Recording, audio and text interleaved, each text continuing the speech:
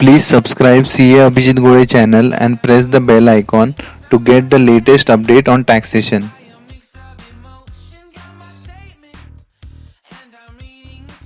तो दोस्तों आज हम लोग बात करने वाले हैं एक इम्पोर्टेंट टॉपिक है कैश क्रेडिट और अनएक्सप्लेन इन्वेस्टमेंट के बारे में जो कवर्ड होता है अंडर सेक्शन 68 और 69 ऑफ द इनकम टैक्स के अंडर। 68 के अंडर कैश क्रेडिट जो आता है वो एग्जैक्टली क्या होता है कि आप जो बुक्स ऑफ अकाउंट्स मेंटेन करते हो या फिर आपके डिपॉजिट साइड में जो भी पैसा जमा होता है एक पर्टिकुलर फाइनेंशियल ईयर में, उसका अगर नेचर और उसका सोर्स आप असेसिंग ऑफिसर को एक्सप्लेन नहीं कर सकते कि वो पैसा कहां से आया है,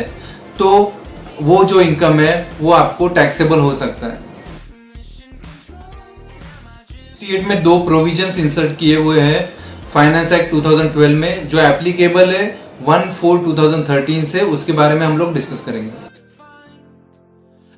में ऐसे एसएससीज आते हैं जो कंपनी है पर उसमें पब्लिक सब्सटेंशियली इंटरेस्ट नहीं है, मतलब कोई लिस्टेड कंपनी नहीं है। अगर ऐसी कंपनी में कोई share application money, share capital money या फिर शेयर प्रीमियम या फिर ऐसे ही रिलेटेड पेमेंट्स आते हैं तो ये केस में इनकम टैक्स ऑफिसर वो कंपनी के एक्सप्लेनेशन को कंसीडर नहीं करता है। ये केस में क्या होता है कि जिसने भी शेयर एप्लीकेशन मनी या शेयर कैपिटल इंट्रोड्यूस किया है उस पर्सन का, वो भी रेसिडेंट होना चाहिए, उस पर्सन का एक्सप्लेनेशन लिया जाता है कि उसका नेचर क्या है और सोर्स क्या है, वो इनकम का जो अमाउंट उसने ये पर्टिकुलर कंपनी में इन्वेस्ट किए एज अ शेयर कैपिटल या फिर शेयर प्रीमियम या फिर share application money. Resident share application money जिसने भी इंट्रोड्यूस किया है उसके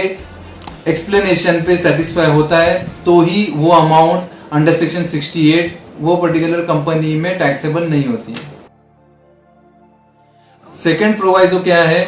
कि इसमें दिया गया है कि फर्स्ट प्रोवाइजो जो है वो ऐसी कंपनीज को एप्लीकेबल नहीं होगा जिस कंपनीज में शेयर कैपिटल, शेयर एप्लीकेशन या फिर शेयर प्रीमियम में जॉइंट वेंचर फंड ने या फिर जॉइंट वेंचर कंपनीज ने जो अंडर सेक्शन 10 सबसेक्शन 23 FB में आती है उन्होंने इन्वेस्ट किया होगा तो उनको ये फर्स्ट प्रोवाइजो एप्लीकेबल नहीं होगा।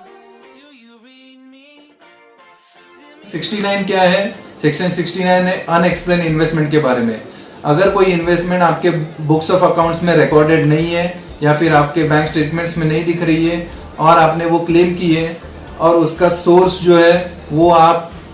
एक्सप्लेनेशन उसका नहीं दे सकते हो असेसिंग ऑफिसर को या फिर असेसिंग ऑफिसर आपके एक्सप्लेनेशन के साथ सेटिस्फाई नहीं है, तो आप वो जो इन्वेस्टमेंट है वो इनकम करके कंसीडर की जाएगी और वो आपके इनकम में ऐड हो जाएगी और उस पे आपको अंडर सेक्शन 69 के हिसाब से टैक्स लगेगा। सेक्शन 68 और 69 के अंडर जो इनकम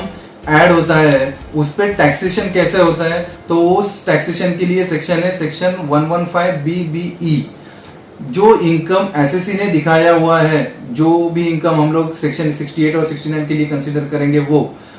या फिर असेसिंग ऑफिसर ने जो असेसमेंट के टाइम पे जो कंक्लूड किया हुआ इनकम है उस पे 60% टैक्स लगता है। सेक्शन 68 और 69 के इनकम कैलकुलेट करते टाइम कोई भी सेट ऑफ लॉस, डिडक्शन और एक्सपेंडिचर अलाउड नहीं होता है अगर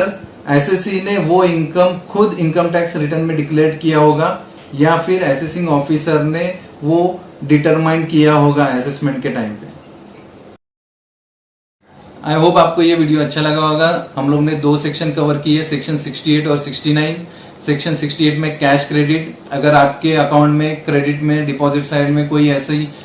फंड्स आए हुए हैं जिसका एक्सप्लेनेशन आपके पास नहीं है तो वो सेक्शन 68 में कवर होते हैं, असेसिंग ऑफिसर उसको ऐड कर देता है आपके इनकम में। और सेक्शन 69 में है अनएक्सप्लेन इन्वेस्टमेंट। अगर कोई इन्वेस्टमेंट है जो आपके बुक्स ऑफ अकाउंट्स में या फिर आपके बैंक स्टेटमेंट्स में नहीं दिख रही है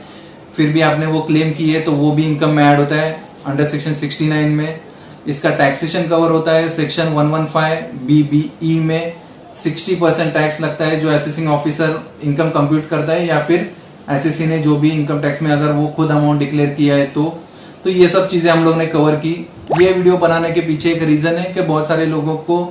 इसके अंडर नोटिस आती है। अगर आपने कोई इनकम या कोई डिपॉजिट साइड या फिर कोई आपका एक बैंक अकाउंट डिक्लेयर नहीं किया है, अगर उसमें कोई फंड आया है जिसका सोर्स आपके पास नहीं है, तो प्लीज वो कवर कीजिए at the time of filing of return, नहीं तो फिर असेसमेंट में आपको प्रॉब्लम हो सकता है।